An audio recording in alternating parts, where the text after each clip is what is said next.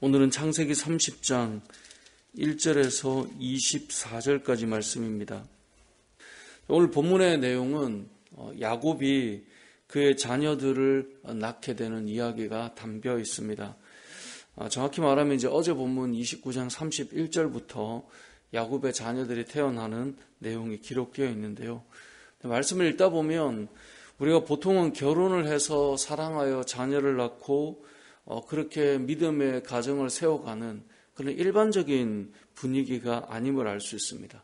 자녀가 태어나서 믿음의 가정이 세워지고 후손들과 함께 하나님을 섬기며 나아가는 어떤 그런 느낌보다 어제 본문부터 내용을 보면 이 자녀를 낳는 가운데 이 두 아내의 그 심정이 무엇인지를 보여주는 것이 이제 이 본문에 담겨 있는 내용입니다. 오늘 이제 읽지는 않았지만 어제 보았던 31절을 보면 레아가 결혼하고 아이를 낳을 때 32절에 보면 레아가 임신하여 아들을 낳고 그 이름을 뭐라고 붙였죠? 네, 르우벤이라고 붙였어요. 근데 르우벤이라고 붙이면서 그 의미가 뭐였냐면 여호와께서 나의 뭐를 돌보셨어요? 괴로움을 돌보셨어요. 그러면서 했던 말이 이제는 내 남편이 나를 사랑하리로다 라고 말했어요. 그럼 이전까지 어쨌다는 말이에요? 나를 사랑하지 않았다라고 그녀는 느끼며 살았던 거예요. 그래서 르우벤을 낳고 이제는 내 남편이 나를 사랑할 것이다. 자, 그렇게 생각을 했죠. 그런데 33절에 보면 그가 다시 임신을 해서 아들을 낳거든요. 그 아들이 둘째 아들이고 이름이 시므온입니다. 근데 그 내용을 보면 여호와께서 내가 사랑받지 못함을 들으셨으므로 내게 이 아들도 주셨다. 그리고 그의 이름을 시므온이라고 했어요. 그러니까 첫째를 낳고 이제는 내가 사랑받을 것이다. 남편이 나를 사랑할 것이다 생각했는데 둘째를 낳을 때 뭐라고 말해요? 내가 사랑받지 못함을 들으셔서 시므온을 주셨다라고 하니까 여전히 사랑받지 못하고 있는 거예요. 그리고 셋째를 낳을 때 34절에 보면 또 임신하여 아들을 낳았는데 내가 그에게 새 아들을 낳았으니 내 남편이 지금부터는 나와 연합할 것이다. 그러니까 부부가 당연히 연합하여서 서로 사랑하고 살아야 되는데 셋째를 낳을 때까지 그녀가 기대하는 게 뭐예요? 남편이 이제는 나와 연합할 거야. 아직까지 그게 이루어지지 않았다는 말을 보여주고 있는 것입니다. 그러면서 이름을 레위라 지은 거예요. 자, 그럼 넷째를 낳을 때 넷째가 이제 유다인데요. 35절에 보면 그가 또 임신하여 아들을 낳고 이르되 내가 이제는 뭐예요? 여호와를 찬송하리로다 하고 이로 말미암아 그가 그의 이름을 유다라고 지었어요. 그 출산이 끝났죠. 자, 마지막에 뭐라고 되어 있습니까? 이제는 남편에 대한 기대가 없죠. 이제는 여호와를 찬송하리로다. 그러니까 자녀를 낳으면서 이 자녀를 낳는 동안 자신의 남편과의 그 삶의 그의 심경이 무엇인가를 보여줘요. 이제는 남편이 나를 사랑해 주겠지. 아직도 사랑을 해주지 않는 남편 때문에 이 아들을 주셨어. 이제는 남편과 내가 연합하겠지. 근데 마지막에 유다를 낳을 때는 이렇게 생각합니다. 내가 이제는 남편 보는 게 아니라 여호와를 찬송하리로다. 이제 그게 이 레아와 야곱과의 관계를 보여주는 상황이에요. 자, 그러면 오늘 본문은 어떻게 되어 있습니까? 라헬은 자기가 야곱에게서 아들을 낳지 못하는 것이 너무 힘들었어요. 그래서 1절에 보니까 그의 언니를 뭐 했다고 되어 있습니까? 시기했다라고 되어 있어요. 분명히 사랑은 지금 라헬이 다 독차지하고 있는 것 같아 보이지만 라헬 역시 그의 언니를 통하여 자녀가 태어나는 것을 볼 때 그의 마음이 너무나 힘들었어요. 그리고 시기가 가득했어요. 그래서 뭐라고 말합니까? 남편 야곱에게 내게 자식을 낳게 해라. 그렇지 않으면 내가 죽어버리겠다. 이렇게 말해요. 그래서 사실 야곱이 어떻게 할 수 있는 게 아니잖아요. 태문을 여시는 분은 하나님이신데. 그래서 2절에 야곱이 했던 것이 라헬에게 성을 냅니다. 이게 흔히 우리가 잘 아는 부부 싸움인 거죠. 막 나에게 아들을 낳게 하라고 막 소리 지르니까 내가 하나님이야 뭐 이렇게 막 하면서 이제 썩내면서 막 싸우고 있는 것입니다. 그들을 임신하지 못하게 하시는 하나님이신데 내가 하나님을 대신하겠느냐 이렇게 된 거죠. 그랬더니 라헬이 그렇다면 내 여종 비라를 당신에게 줄 테니 비라를 통해서 아들을 낳게 해달라는 거죠. 그래서 비라가 들어가서 이제 자녀를 낳게 되는데요. 임신해서 아들을 낳았다라고 5절에 말씀합니다. 근데 이름을 지을 때 6절에 보니까 라헬이 이렇게 말하죠. 하나님이 내 억울함을 푸시려고 내 호소를 들으사 내게 아들을 주셨다. 라고 말하며 단이라고 지었습니다. 그러니까 그가 살면서 사랑을 받는 것 같았지만 자녀가 없는 것 때문에 시기하고 또 그의 마음에는 너무나 억울하고 한이 맺히고 힘들었던 것이 이제 자신의 여종을 통해 아들을 낳으며 그 심경을 토로하고 있는 거예요. 자, 그렇게 해서 억울함을 푸시려고 주셨으니까 풀렸어야 되잖아요. 근데 풀리지 않아요. 어떻게 알 수 있느냐? 그 다음에 아들을 다시 낳아요. 7절에 보면 라헬의 시녀 비라가 다시 임신해 둘째 아들을 야곱에게 낳았어요. 그때 8절에 보면 라헬이 이렇게 말합니다. 내가 언니와 크게 경쟁하여 이겼다 하고 그의 이름을 납달리라 지었어요. 그러니까 억울함이 풀린 게 아니라 말은 그렇게 했지만 여전히 언니와 경쟁 관계이고 내가 이제야 언니한테 이겼어. 이제 이런 마음으로 그의 마음을 이렇게 표현하고 있는 것입니다. 그러자 이제 레아가 보니까 본인의 출산이 멈췄지만 이 라헬의 여종을 통하여 아예 자녀를 낳는 것을 보니 본인도 여종이 있잖아요.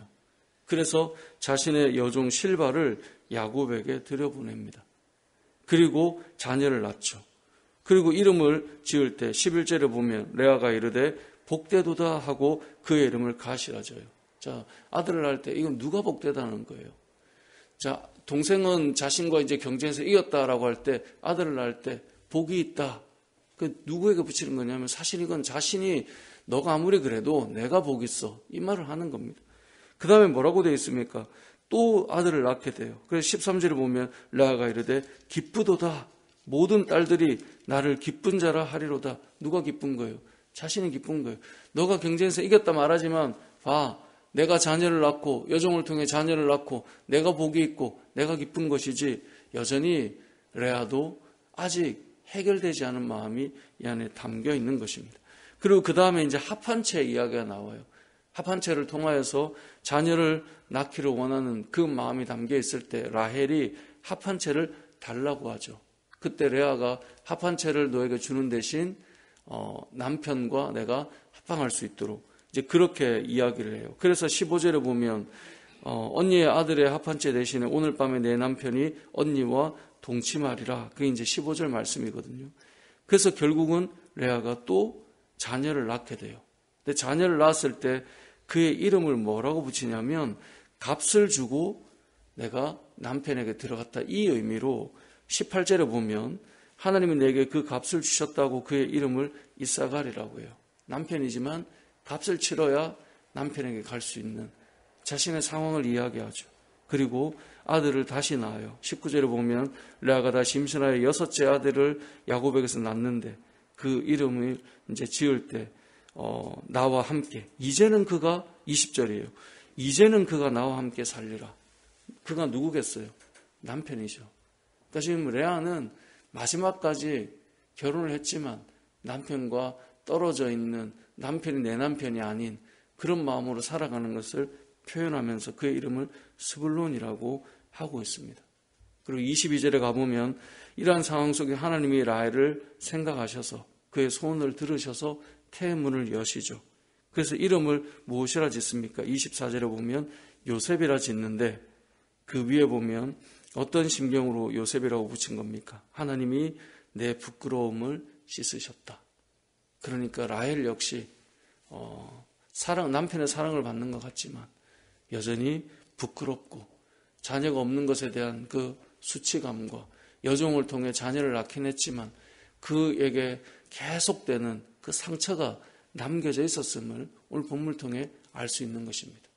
자, 오늘 본문은 야곱의 12아들이 이제 물론 이 베냐민 막내는 아직 태어나지 않았지만 자녀가 태어나는 그 아들들의 이름이 나오지만 사실 이 내용을 읽다 보면 무엇을 느끼냐면 야곱과 그의 아내 레아와 라헬의 마음이 무엇인지가 나타나고 있습니다. 분명히 우리가 어제 본문에서는 무엇을 보았습니까? 사랑의 힘이 무엇인지 보았습니다. 너무나 사랑해서 결혼을 했죠. 7년을 며칠같이 여길 정도로 사랑했죠. 삼촌에게 속아서 갑절의 시간을 일하며 섬길 정도로 사랑했죠. 자, 그렇게 결혼했지만 그 가정을 보면 레아도 라헬도 야곱도 그곳에서 완전함이 있는가를 살펴보면 그렇지 못하다는 거예요. 땅에서 아무리 사랑하고 뭔가 마음을 쏟아도 결국 보면 그곳에는 내 마음을 온전히 채울 수 있는 것이 없어요. 남편이 채울 수 있나요? 자녀를 낳고 나니 이제는 사랑할 것이다. 또 낳았어요. 안 돼 있어요. 이제는 연합할 것이다. 아니에요. 결국은 내가 여호와를 찬송하리로다. 하나님을 바라보게 돼요.